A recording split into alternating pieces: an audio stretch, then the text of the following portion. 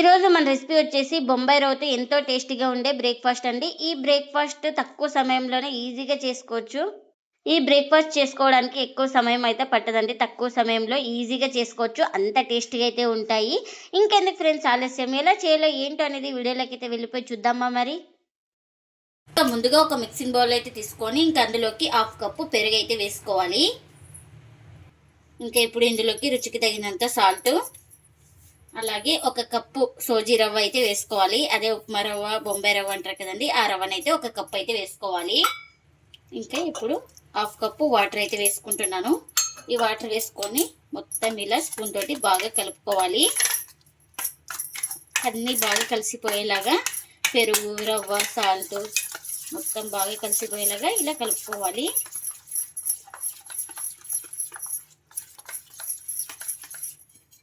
ఇలా కలుపుకున్న తర్వాత ప్లేట్ అయితే పెట్టుకొని ఒక 10 నిమిషాలు పక్కన పెట్టేసుకుంటే మనకు రవ్వ అనేది సాఫ్ట్గా నానుతుంది. ఇప్పుడు ఒక 10 నిమిషాల తర్వాత అయితే చూపిస్తున్నాను చూడండి. మనకు రవ్వ అనేది బాగా నానింది కదా. ఇప్పుడు నేను ఇక్కడ చిన్నగా కట్ చేసుకున్న క్యారెట్, మిర్చి, అలాగే అల్లం, ఆనియన్స్ ఇవన్నీ వేసుకుందాం.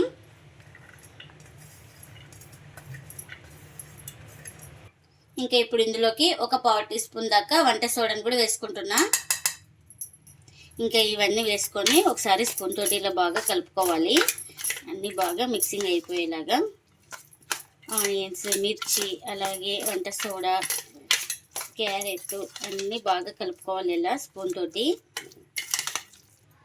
ఇప్పుడు ఇందులోకి కాస్త వాటర్ అయితే వేసుకోవాలి. ఈ వాటర్ కూడా వేసుకొని మొత్తం బాగా కలుపుకుందాం.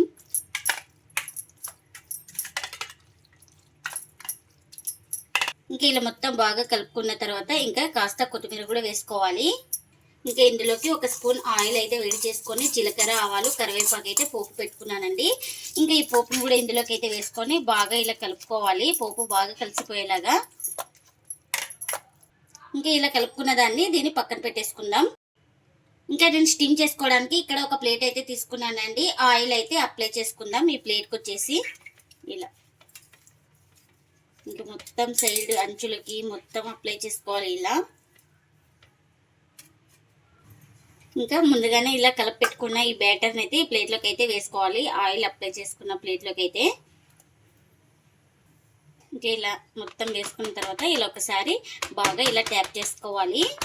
అంతా ఈక్వల్ అయిపోతుంది. ఇలా ట్యాప్ చేయడం వల్ల ఈక్వల్గా సెట్ అయిపోతుంది మనకు. నేను స్టీమ్ చేసుకోవడానికి వాటర్ కూడా పెట్టుకున్నానండి. వాటర్ కూడా బాగా బాయిల్ అవుతుంది కదా. ఇప్పుడు స్లిమ్లో పెట్టుకొని ఇలా ఫిల్ చేసుకున్న ప్లేట్ని అయితే నిదానంగా ఇలా పెట్టుకోవాలి. ఇప్పుడు మూత పెట్టుకొని దీన్ని 15 నిమిషాలు అయితే స్టీమ్ చేసుకోవాలి. మంటను లో ఫ్లేమ్లోనే పెట్టుకొని స్టీమ్ చేసుకోవాలి.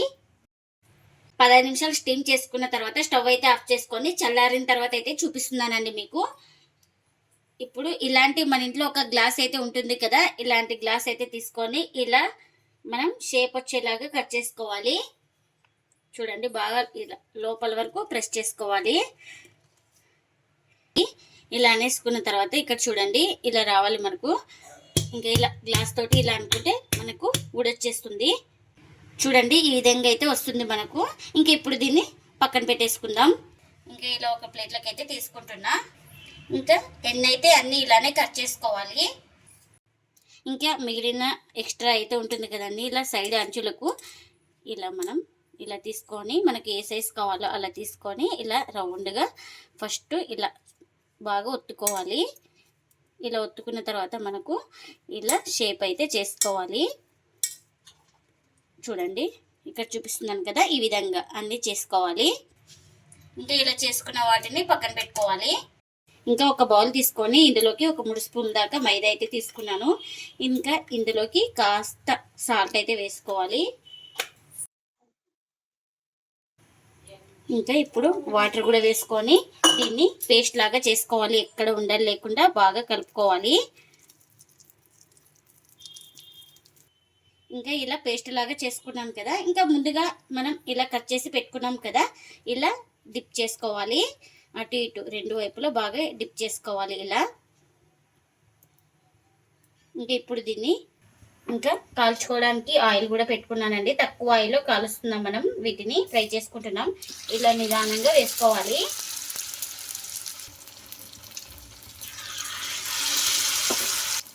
ఇంకా మనం వీటిని కడాయికి ఎన్ని పడితే అన్ని వేసుకోవాలి. ఒక సైడ్ కాలిన తర్వాత మరోవైపుకి అయితే టర్న్ చేసుకోవాలి. ఇంకా ఇలా ఒక సైడ్ కాలిన తర్వాత మరోవైపుకి అయితే నిదానంగా టర్న్ చేసుకోవాలి. ఇంకా ఈ విధంగా నిదానంగా టర్న్ చేసుకోవాలి. ఇంకా వీటిని అటు ఇటు తిప్పుకుంటూ బాగా క్రిస్పీగా వచ్చే వరకు అయితే ఫ్రై చేసుకోవాలి. ఇంకా అటు ఇటు తిప్పుకుంటూ అయితే క్రిస్పీగా వచ్చే వరకు అయితే ఫ్రై చేసుకున్నానండి. ఇవైతే రెడీ అయిపోయినాయి కదా. ఇంకా ఇలా రెడీ అయిపోయిన వాటిని ఒక ప్లేట్లోకి అయితే తీసుకుంటున్నా.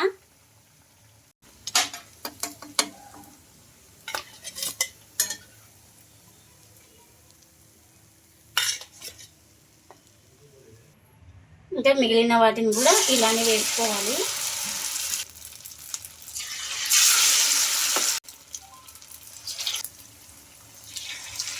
ఇంకా ఎన్ని అయితే అన్ని కడాయికి అయితే వేసుకొని ఒక సైడ్ కాలిన తర్వాత మరోవైపుకి అయితే టర్న్ చేసుకోవాలి. ఇంకొక సైడ్ కాలిన తర్వాత ఇలా నిదానంగా ఇంకొక వైపు అయితే టర్న్ చేసుకోవాలి. ఇంకా వీటిని కూడా అటు ఇటు తిట్టుకుంటూ మంచిగా క్రిస్పీగా వచ్చే వరకు అయితే ఫ్రై చేసుకోవాలి. ఇంకా ఎన్ని అయితే అన్ని ఇలానే చేసుకోవాలి. ఎంతో టేస్టీగా ఉండే బొంబాయి రవ్వతో అయితే బ్రేక్ఫాస్ట్ అయితే రెడీ అయిపోయింది. ఇంకా ప్లేట్లకి అయితే సర్వ్ చేస్తున్నా. ఈ బ్రేక్ఫాస్ట్ వచ్చేసి చాలా రుచిగా చాలా టేస్టీగా అయితే ఉంటుందండి. ఇంట్లో వాళ్ళందరికీ నచ్చుతుంది, అంత టేస్టీగా అయితే ఉంటుంది. ఇంకా ఇప్పుడు సాస్ అయితే సర్వ్ చేస్తున్నా. మనం సాస్తో అయినా తినచ్చు, ఉట్టిగా తినచ్చండి. చాలా టేస్టీగా అయితే ఉంటాయి. చూడండి లోపల కూడా బాగా ఫ్రై అయిపోయింది కదా. ఇంకా స్టీమ్ చేసుకొని ఫ్రై చేసుకున్నాం కాబట్టి చాలా టేస్టీగా అయితే ఉంటుందండి. మీరు కూడా తప్పకుండా ఒకసారి ఇలా ట్రై చేసి మీకు ఎలా వచ్చిందో కామెంట్ అయితే చేయండి ఫ్రెండ్స్. ఇదండి ఇవాళ వీడియో. ఈ వీడియో కనుక నచ్చితే ప్లీజ్ లైక్ చేయండి, షేర్ చేయండి, కామెంట్ చేయండి. అలాగే లైక్ చేసి సపోర్ట్ చేయండి friends. Thanks for watching. Bye bye.